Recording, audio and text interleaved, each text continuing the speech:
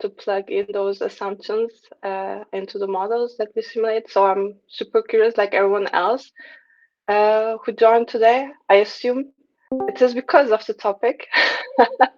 Very, very cool. And then, Sean, you had mentioned it's about 30 minutes or so. If you want to add, if there are any questions, we can also take them. And we do have two, I believe, if not one, we do have two adjacent topics, also about, how do these structures that we create and engineer change our behavior, and whether we as human agents alive and with many faculties to actually stay on top of these meta games, how we handle these situations, and so on.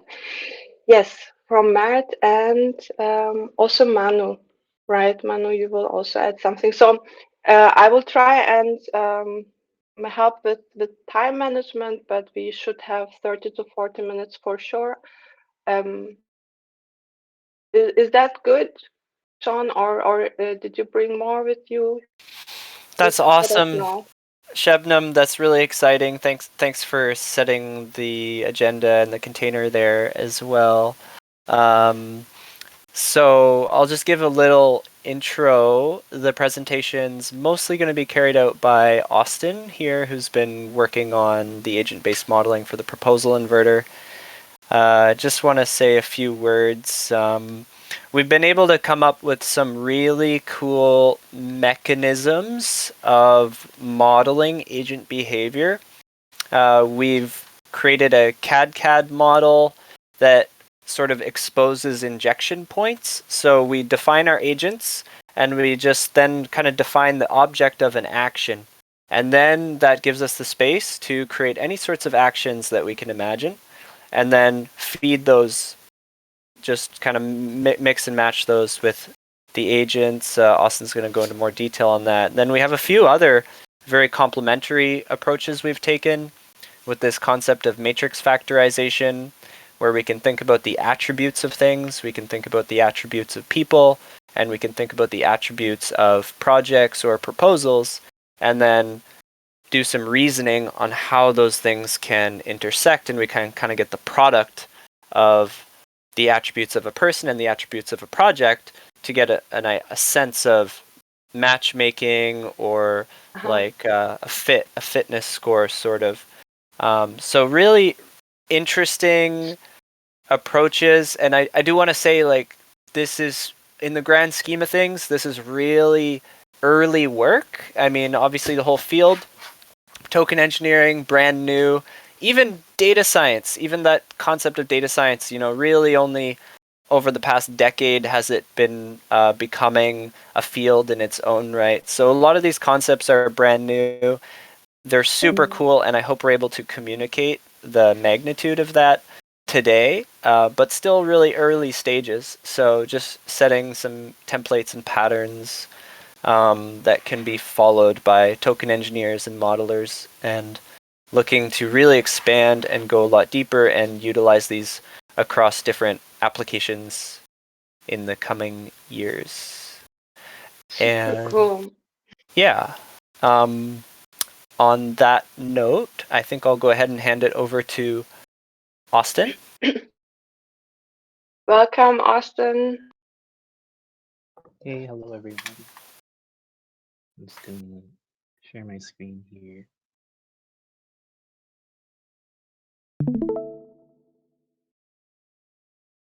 And Austin might cover this too, but I do want to give a shout out to Austin, Taz, and Thomas are kind of a very, very strong squad that have all been doing incredible work on this. So, hi everyone. Okay, so I guess I'll get started. So I guess the basis, I'd like to talk a little bit about the proposal inverter itself, like what we're trying to use it for, before I kind of go into the ways that we've been trying to simulate this using agent-based modeling. So one of the biggest problems as people who are working on projects and researching is the time that's used to apply for funding and finding funding takes up a lot of administrative time. So kind of, this is from an article that was written by Block Science, I believe. And it's just showing that in the allotted time that you have when you're, for the allotted time that you get funding for a project or a research proposal, a lot of that time is spent doing admin work. And the actual time doing work is greatly reduced. And what we want to do is that we want to minimize this. I remember in one of the meetings, Jeff from Block Science was telling us that they tend to work in like 6-week cycles. And what they found is that because they had to continually apply for grants and like writing documents to justify the work done and the work that will be done and prepping for the next work cycle, that in their 6-week period, they ended up using like 3 or 4 weeks just doing all of that other work, and only 2 to 3 weeks where it's actually doing the research and actually progressing in the project.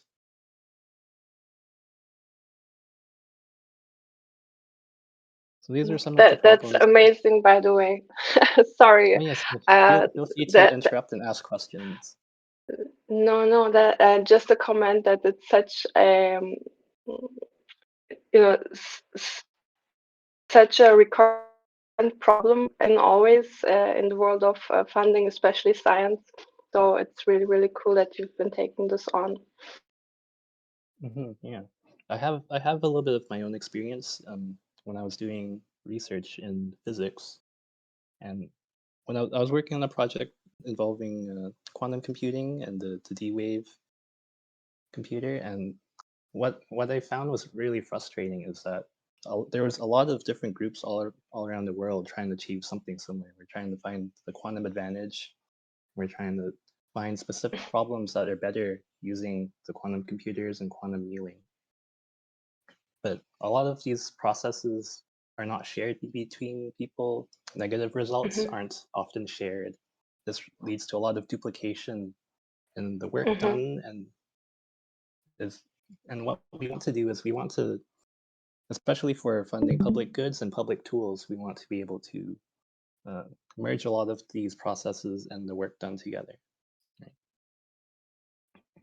And we want to reduce the administrative burden on the researchers and the people actually doing the work. And one of the other problems is it's difficult to oversee collaboration between organizations that want to see the stuff funded.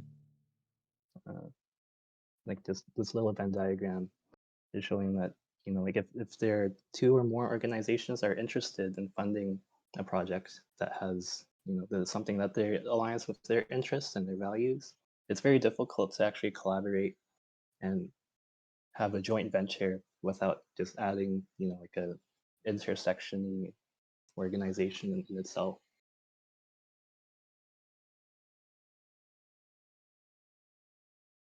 So then we ask, what if we built tools so instead of people collaborating to support a DAO, DAOs can collaborate to support their contributors?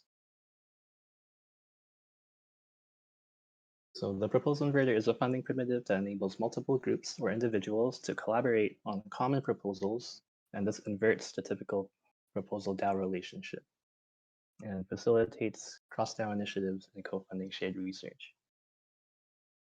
So the whole idea is that, we have some organizations that kind of pour funds into a funnel, and this allows them to have like there's a sort of pre-negotiated contract of this is the project goal, this is how much funds the researchers are going to be paid, and this is how long we expect research or projects to go on for. And the funds are stored in this funnel, and it kind of leaks out slowly over time to the people who have been approved and are trusted to work on this project.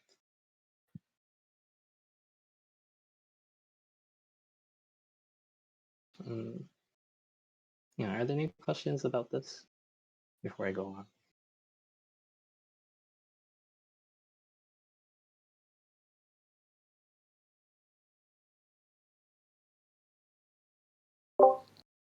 Yes, Austin, I have a question. I'm Letty. Thank you for being here. I see that in the pool of funds there is a percentage allotted to the pool of funds that go to the contributors. Has this been thought before? Is this something that has to be voted again, or this implemented a new mechanism, so to speak? I'm sorry, I'm not sure I understand the question. Are you asking if like this funding model has been done before?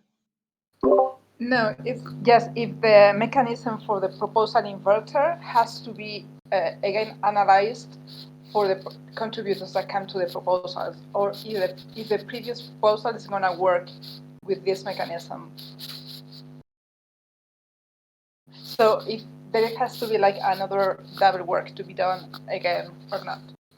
This is just magic if it works. Well, I suppose that there still could be more than one proposal that is aiming to do a similar thing, but just with a different funding model. No, I'm not too sure how to answer your question. I'm sorry. Sean, did you have any input? Yeah, I think it's the part of the concept is, can this be reused for proposals that are already existing? And sort of, can this just be plugged into existing infrastructure? And I think the answer is yes. It's very much, there's a lot of overlap between how this is going to look in practice and the current system. Like, some people think this was going to evade completely the need to go and write proposals on DAOs and win over the sort of political aspect of achieving that funding. That still has to all be done, and you can still just go to a DAO and you're going to write a proposal on that DAO the same as you would today. But the difference is, instead of this is offering a standard interface to sort of receive the funding and then allocate it continuously on a standard mechanism. So right now, if you want to, you score a proposal on a DAO, maybe you just take those funds into your own personal wallet and take responsibility for sort of allocating them to the people involved. Or maybe it goes to a Gnosis multisig and you can have some multisig voting on how to distribute those funds. But it's ad hoc. That's a different. So this piece is going to be the receiver of funds from proposals, and it will enable a one entry point for multiple DAOs to know that they're sending those funds to this standard mechanism that's going to have a predefined negotiation with the brokers. So the DAOs have assurance of how those funds are going to be allocated over time and can go through a bit of a negotiation process on what that's going to look like over time, what those milestones are going to look like. So it's very much plugging into the current system as it exists. It's really just creating that pool that's going to receive the funds. It's going to create a standard at that point.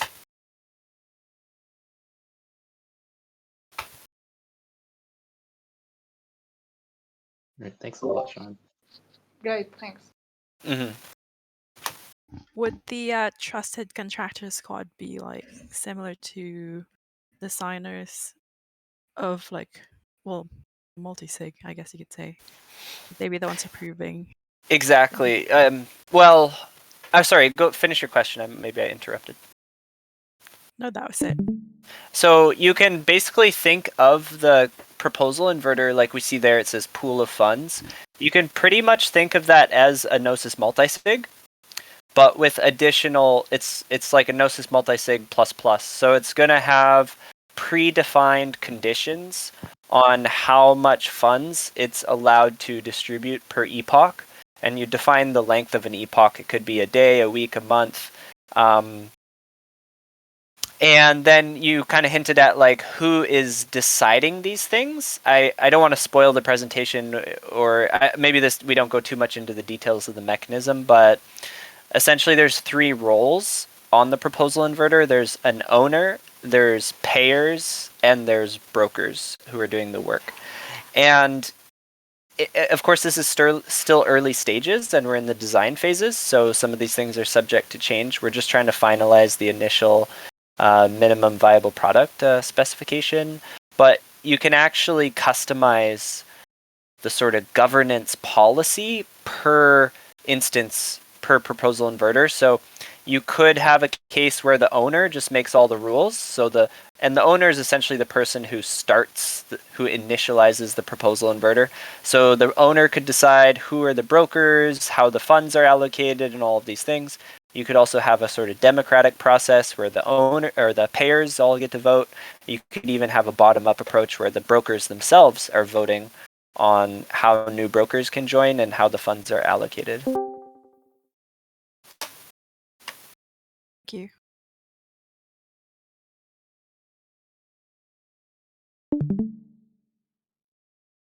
Durgadas, you had a comment or a question? Oh yeah, it was. I know that we talked about at some point that there was a series of DAO to DAO mechanisms that were in place. You know, I do wonder: is that like is this thing like a suite in that toolbox, or is it a completely separate thing, or do they have some relationship, or you know, maybe you can kind of talk about that a little bit. Mert, you want to take that?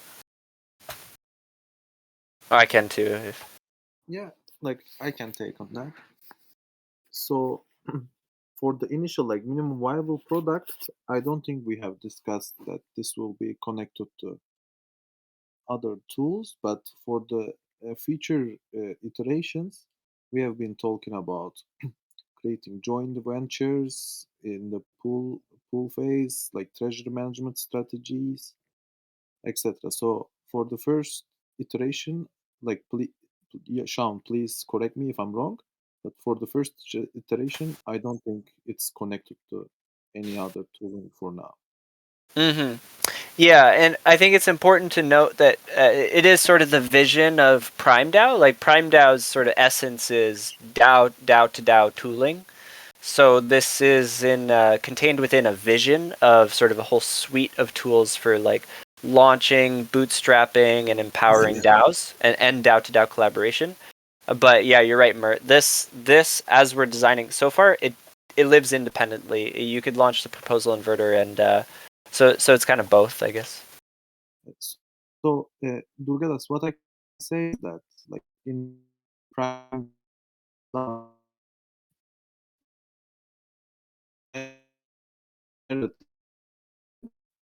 so raise proposal inverter, let's say in a journey, and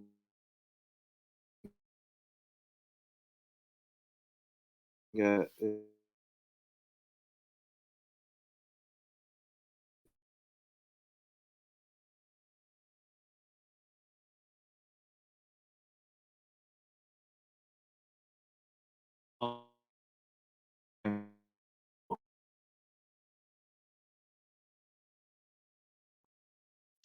Okay.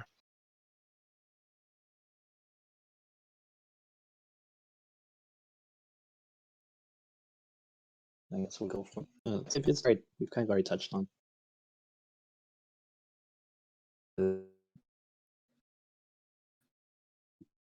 And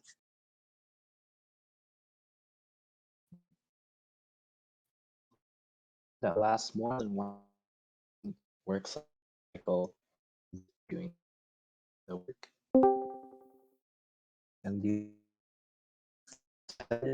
funds are allocated into some sort of mechanism.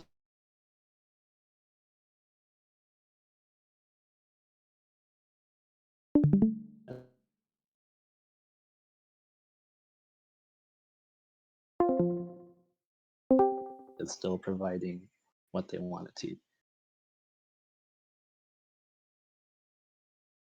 So this is some of the mechanism design that Sean was talking about. So yeah, like we have 3 roles. We have owners, and their main function is to just start the proposal. So they deploy it and they create it and it's stored onto the blockchain. And together with funders, they have kind of decision-making power to cancel it. In which case, the project is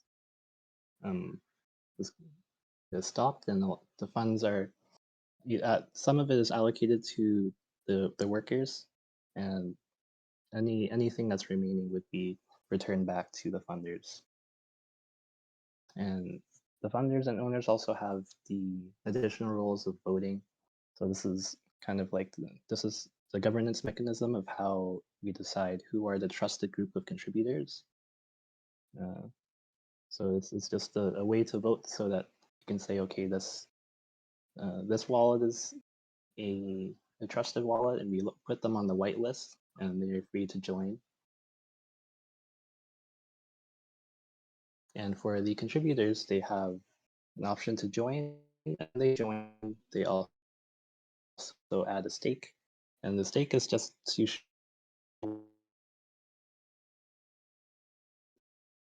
have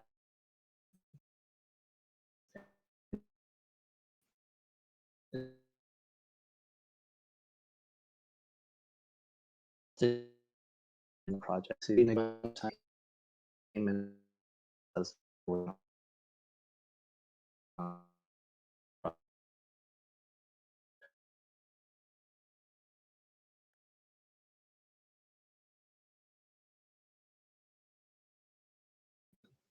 each of the actors or a role to take.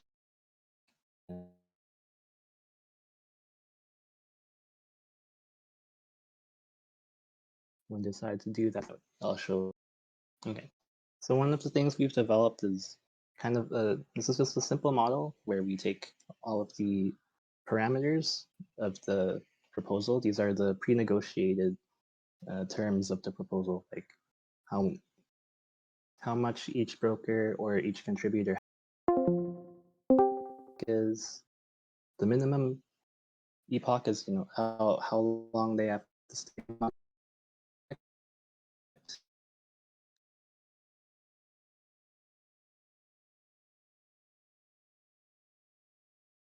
With epoch is so that's how many funds are allocated to all of the contributors at every epoch.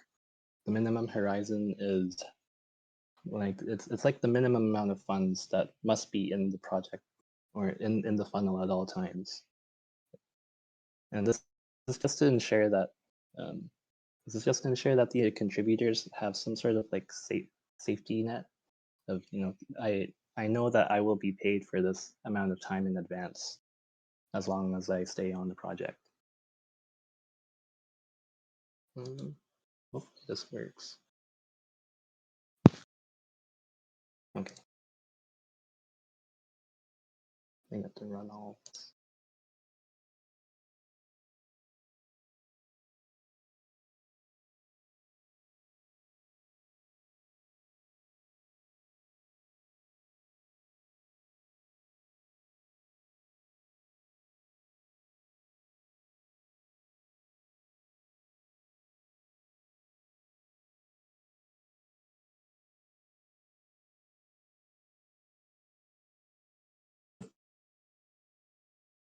Minimum horizon to.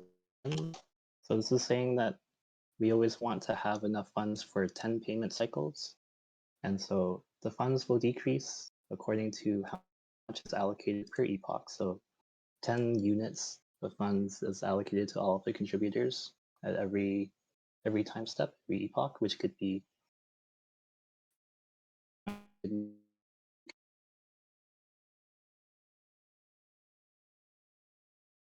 2 weeks, 1 month.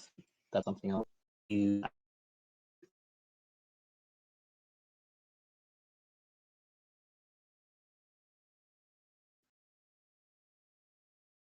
What happens when the proposal is canceled. And so the minimum horizon just defines how much of the funds would go out to the contributors if the proposal is canceled.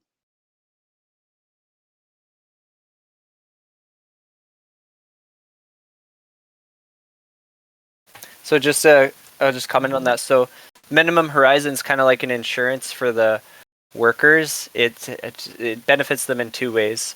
Firstly, it kind of guarantees work.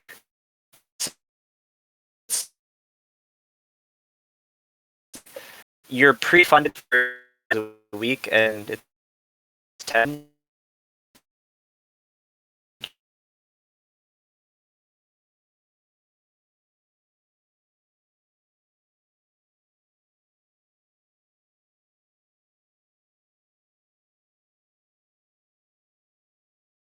to the brokers, so it's almost kind of like a completion bonus. But if payers have put in more funds, like even excess past the horizon, and the work is finished, then the worker that is up to the minimum horizon.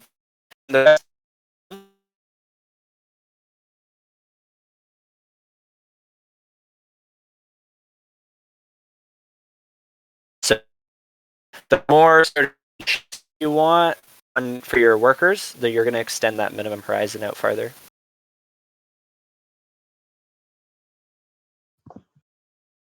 Okay, so now I'll kind of go on to the modeling that we've done so far. So this is a CAD model, and what I've kind of defined is that I've defined a function for each of the actions that can take. So on the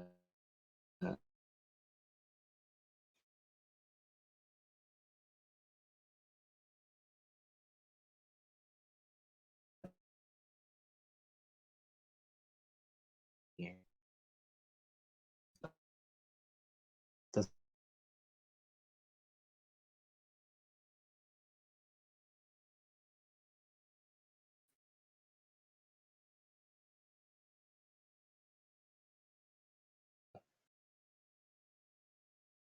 I don't know, like on the like large organizations or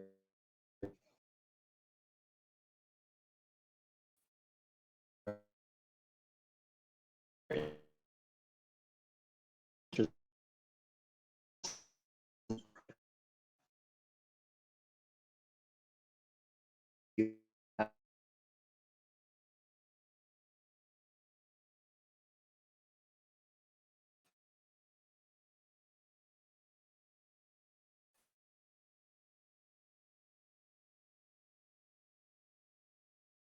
oh.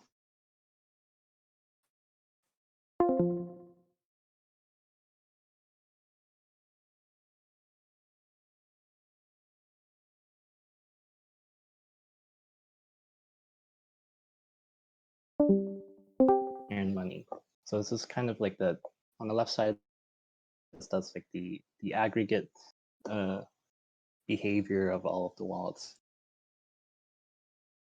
So on the right side, this is just so on the left here, where each line is an individual agent, right? A wallet. Yes. So it's something to note in the simulations and kind of in general. Like one wallet equals one agent. So all we know on the blockchain is there's a whole bunch of wallets out there, and they can take actions. They can like they can make a transaction. They can send their tokens from their wallet to someone else's wallet. And a wallet, theoretically, it could be a person, could be someone on their MetaMask, or it could actually, smart contracts are wallets also. Every smart contract can hold tokens. So the idea is that one wallet equals one agent. In this case, we're really imagining agents to be people, either workers or DAOs. In this case, an agent can be it's a wallet. So it could be a multi-sig wallet, could be a DAO treasury, could be an individual. And so that's what we're seeing over here. We're tracking all the wallets, or you can call them agents. Basically, one wallet equals one agent. And this, like Austin was saying, those with less funds tend to be tracking upwards, and those with more funds tend to be tracking downwards. Pretty interesting. Yeah, so in this case, I'm just trying to make sure that the mechanisms that we had in place are working as intended. So I just keep them a very simple behavior for every agent based on how much funds that they have. I have a little question here. How does this behave with symbols? Like, how does identity match persons?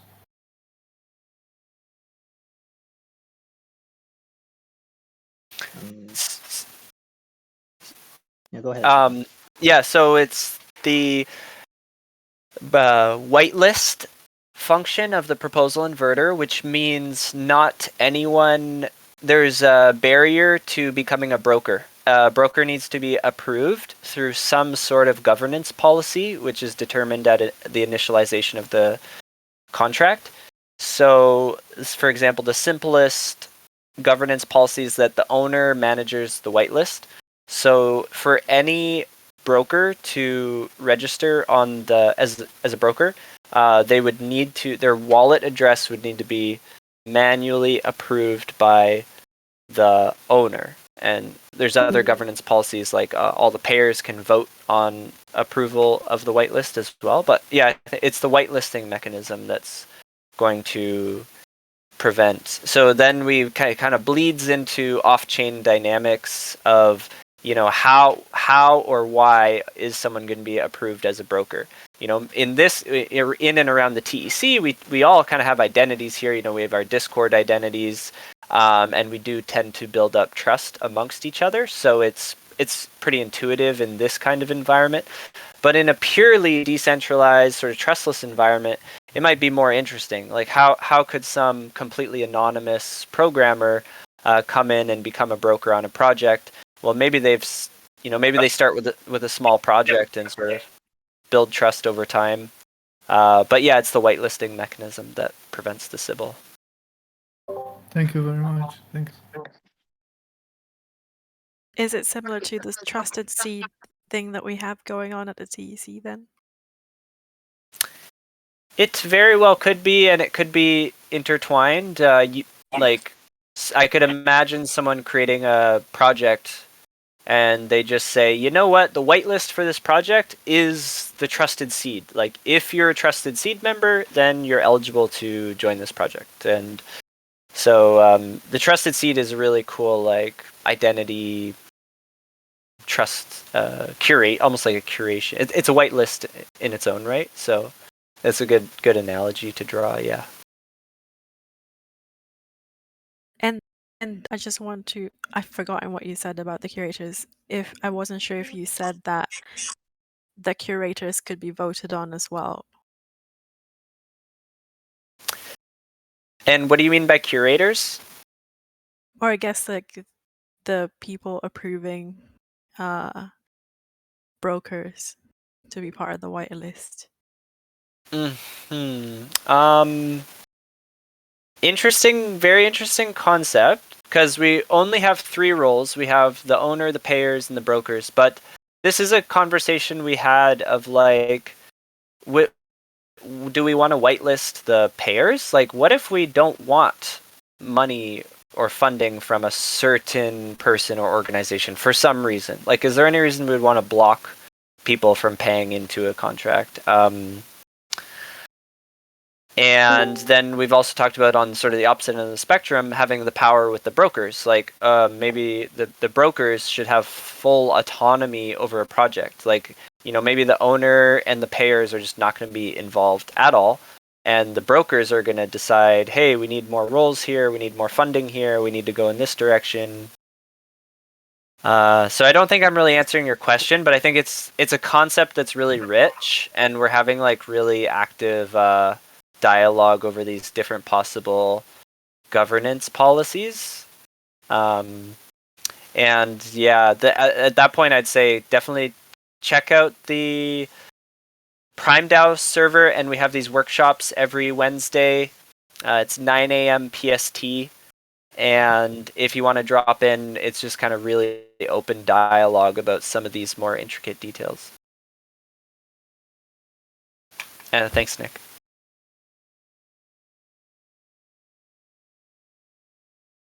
Thanks for answering. Okay. So I guess the other thing I wanted to show is on the right side. This is just for one single proposal. So this was kind of the step from going from simulating how multiple brokers would interact with one proposal and going towards multiple brokers interacting with multiple proposals. Yeah, so this is just, on the right side, it's just showing how the brokers who join very early will tend to have more funds by the end as time goes on, as they allocate more funds. and then the ones who join later have a smaller share that they could leave and join again at any time. So a lot of that behavior is just random right now, since I'm just taking it as a probability function. So at this point, we kind of had the problem of how do we actually define, how do we define agent behavior without making it extremely complicated? And that's where we go into matrix factorization. So this is taken from the Netflix prize, which is the way that Netflix kind of outsourced their recommendation engine. And the idea is that if when you start viewing things on Netflix, there's a very sparse matrix of what a user would rate a movie. Right? Because as you start watching, you might start to rate this movie and that movie, but once you start only watching a couple things, then you have this entire matrix of like thousands and thousands of movies that you haven't watched, but you've only watched 10 and you've only rated those. So how do we get the engine to recommend things that you might like? And so the idea is that we have this large matrix, and then we can factor it into smaller matrices, which is the users and the films. And this is almost kind of like this decomposition leads to kind of like categorizing different users into types and films into types. I guess the close analogy would be kind of like people with similar tastes or films in similar genres, but the machine learning would be able to find similarities that would be more difficult for us to find. And so we're approaching this in kind of a similar way, where what an agent would want to do with certain proposals, we could factorize that as well. But depending on like if an agent is primarily a contributor, a researcher, then they're more likely to join proposals, and what kind of proposals would they prefer? And that might be based on things like their qualifications, or who else is in that proposal, or maybe it's like something very local and it affects something that they really believe in. That's so cool. So do you think we would have enough data in PrimeDAO or whoever is supporting this research to check this as well somehow? So this I don't know is if one there's of the so much action challenges of already. taking any machine learning, pretty much any machine learning approach, is that you need data, right? Mm. So we've been looking for, and we have some data on proposals, and we're kind of using that as like a first best guess on how to categorize different proposals, and we match that to kind of imaginary agents, and we're just assigning them random numbers at this moment. Right. This is what I mean by we're kind of going in reverse. We're looking at data on past people who join proposals and past proposals and what those features might be, and we're kind of using that as a first best guess to create and simulate agent actions. And no, this is so interesting. It could be also that once these models are also fed with data, that these agents literally get notified if there are proposals matching. You might want to try that proposal. It looks like they could use your contribution. Super cool.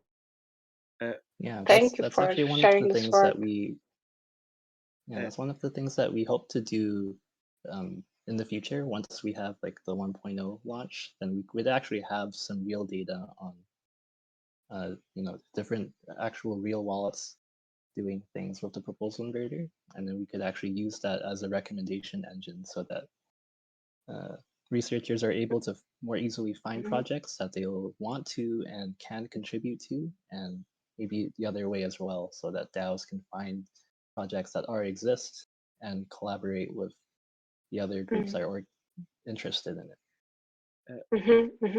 And also the meta profile. No, how is it called? I always mix the name. But basically, the profiles of meta gamers, for example, or that taking on the skill tree working group, or people really looking into, okay, how can we actually self-identify? So all of these are actually really good sources that we should be get off the ground, so that this type of research can really become useful, right? Also, Shemnam, related to what you recommend, we've been talking about, for example, not just recommending proposals to wallets user, but we will also planning to recommend proposals to other DAOs that are doing proposal through NLP mechanism. So, for example, when you go into dashboard like Proposal Inverter by your own, let's say you want to do a reward system research. When you write your proposal, we would like to show you possible proposals that are about Yeah, reward so system cool. that you can you can reach them like saying, "Oh, I'm doing this reward system research, and I saw that you are doing it. Would you like to join us?" Kind of thing. So it Totally. it will Yeah, expand it will expand collaboration beyond your circle. Like for the first so cool. proposal inverter, like you will only coordinate with the DAOs that you will know because you need your connections to join the proposal. But in the second one, even you can use it for like your own individual proposal in order to see what's the possible collaborations on that topic. Very cool. So, Sebnem, because you mentioned my meta profiles, is that what you mentioned? Yeah, my meta.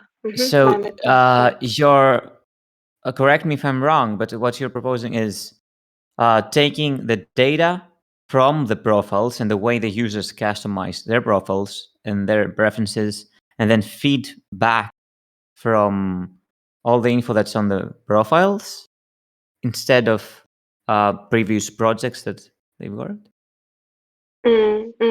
Yes, so all these works that are currently happening, but skill trees also really having those profiles that are more telling about what I can contribute, etc. Now all of a sudden they all make sense, or they're coming together, seeing this work, at least from my perspective. Before that, for example, I wasn't able to put it all together, like what is it for, other than showing or getting more reputation, but actually really putting all of those data refineries together and making use, especially in the topic of cooperation, because the way the proposal funding mechanisms work everywhere right now is the same as they have worked before DAOs. And that's what Austin also said, nothing new there. It will then just cause competition, waste of resources, and so on. But now, all of these are coming together. Super cool. It's very nice. I'm very interested in that happening. Okay. Yeah. I have a question. Are we gonna, is this like, for example, in terms of projects or whatever, like let's say, for example, I got a bunch of PO apps, would this be able to be like, okay, hey, you looked at these PO apps and now maybe here's some recommendations about whatever else we're doing? That's so cool. Yes. We haven't quite made that connection. Actually, in the early days, we were talking a lot about NFTs and how NFTs could be used with this, and we were talking about the skill trees and everything. Though I feel like those conversations are a bit on the back burner these days. We've been so much focused on, like, I don't know, treasury management inside the vaults, and the ability of, like, okay, you have all these different tokens coming in. How do you convert that to a common denomination? But I think we forgot about the NFT concepts, and you're right. PO apps, that's such a clear data vector per person, and Right. I think that'd It's be already available on mainnet. I mean, Yep. or whatever. So yeah, it's a great Okay. starting point that we could start with. That's a good point. Yeah.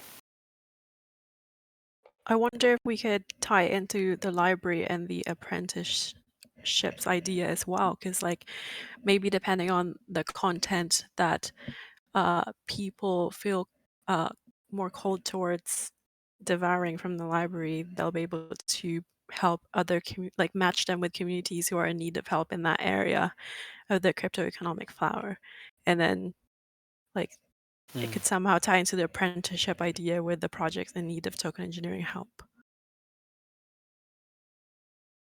Absolutely. It's so great to build a bridge there. It's good that I'm really happy that we have this cross-pollination in this session right now, because I think there's so many rich ideas in Omega that carry over.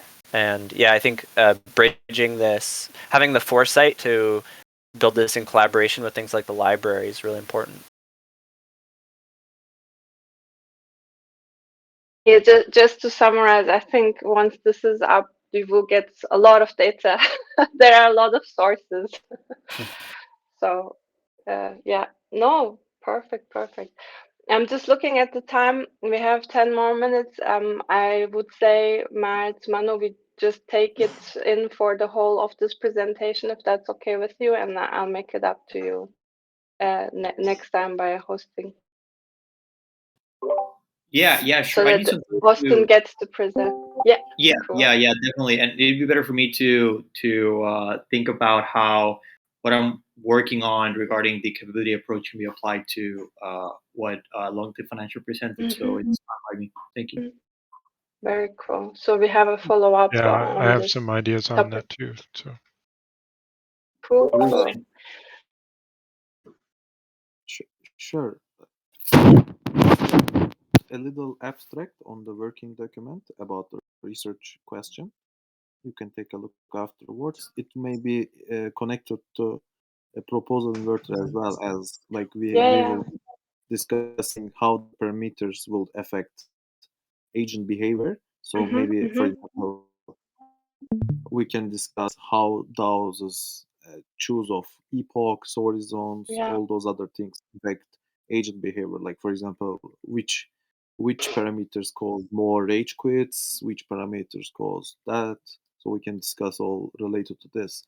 Very cool. We have a follow-on session for sure, I think. So let's take it all in. Austin, please feel free to take the rest of the time. Sure. Okay. That's pretty much as far as we've gotten in terms of current progress. Like we're looking for more data that we can use to, the more realistic a simulation we can get before actually launching the proposal inverter, the better. So kind of this is kind of where we're at right now. We are looking to develop the UIUX, and we're looking to develop on the back end, which would kind of be how we interact with the blockchain, either through Solidity, or we've been talking to Radical Drips because they have kind of like a similar way. They have a more of like a blockchain Patreon kind of model where it just flows out to it's very similar where they have funds going into a funnel and then it's distributed out. It's just not like specifically for the research process that we're trying to focus on. And the other part is we're developing this model as both a digital twin, and I also want to expand it out as more of like a planning tool. So before you actually deploy a proposal, you can kind of look at how things will go in the future, how long the project is expected to last, or how long do you have until you have to go back and add more funding. We have the dog food model, which is just the idea that companies that develop products should use their own product.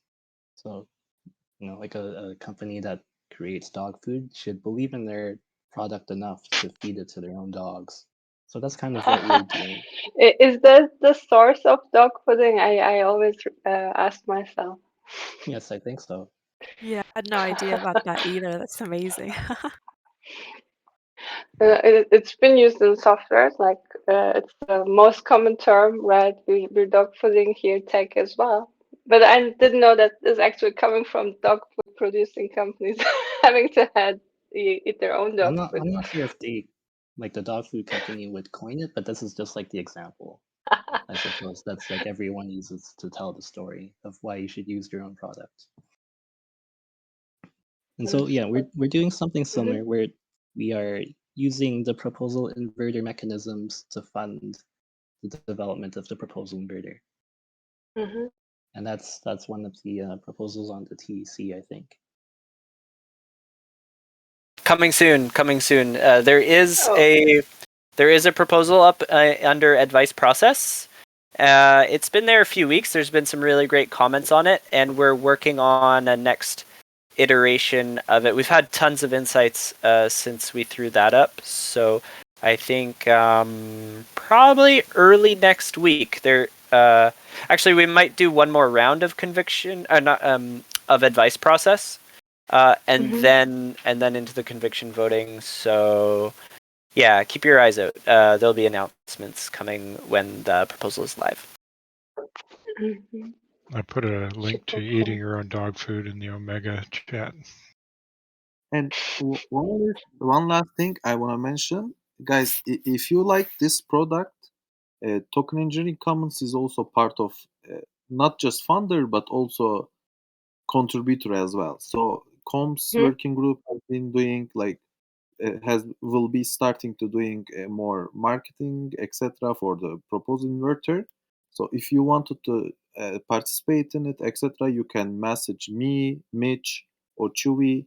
Like we have been working on this.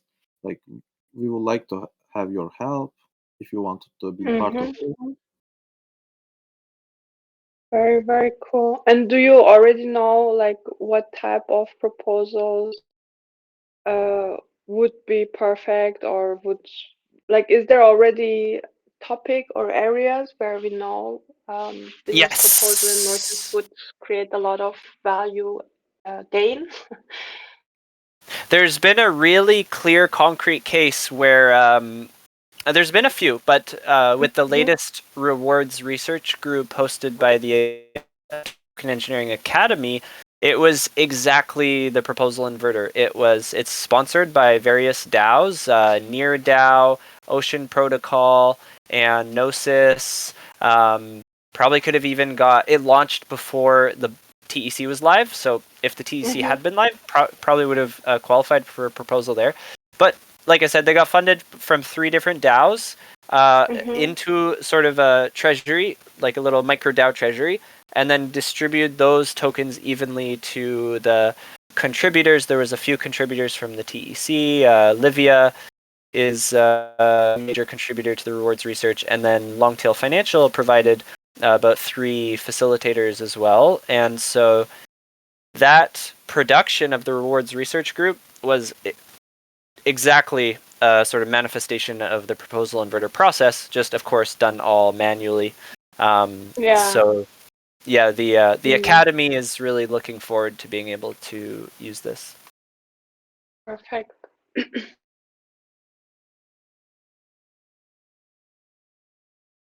Gravity Working Group also has expressed interest, but I think they don't have so much patience. They move too fast for us. I think we had a conversation like 6 months ago, and of course they're doing.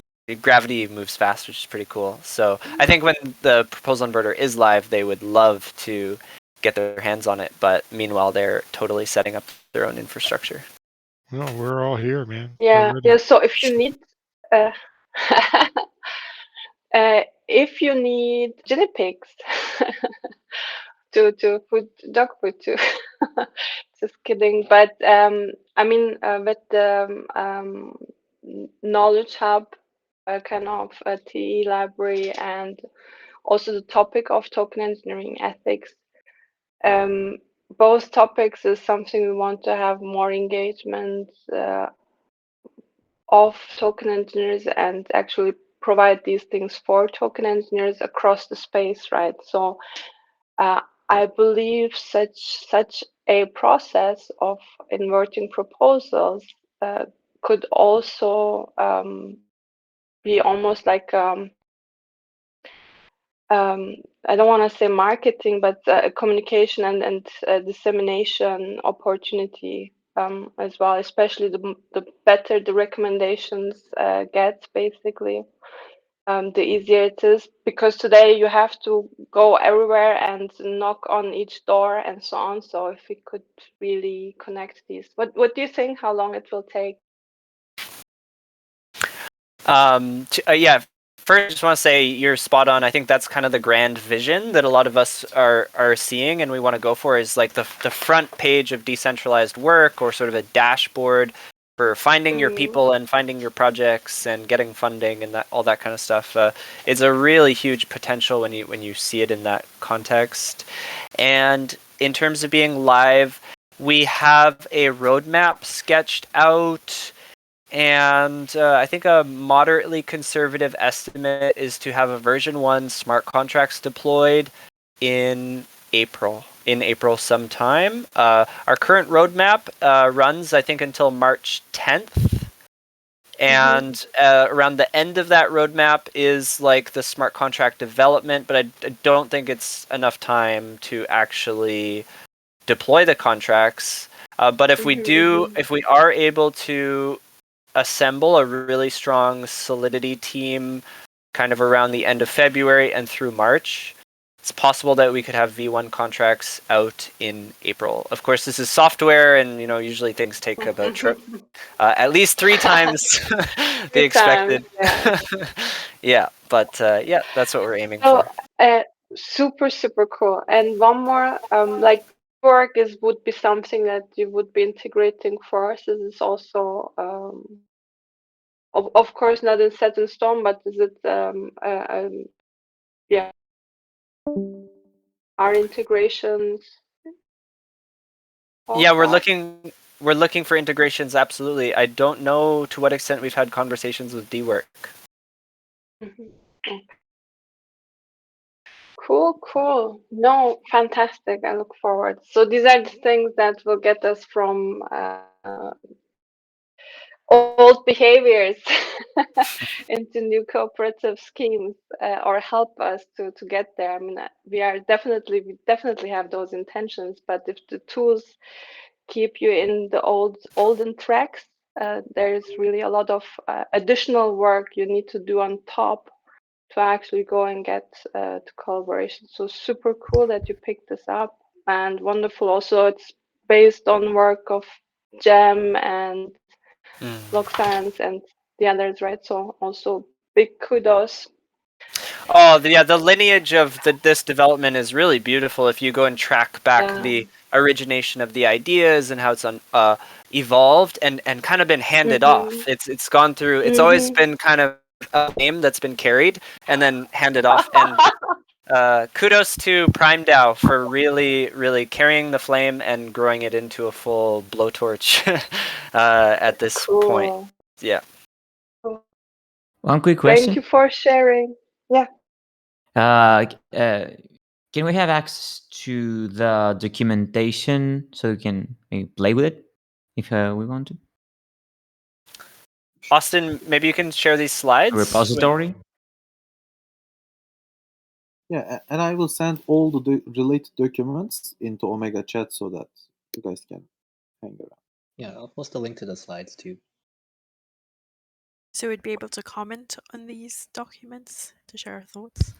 Yeah, sure. Yes, if you find the MVP spec, we would truly appreciate comments on that doc.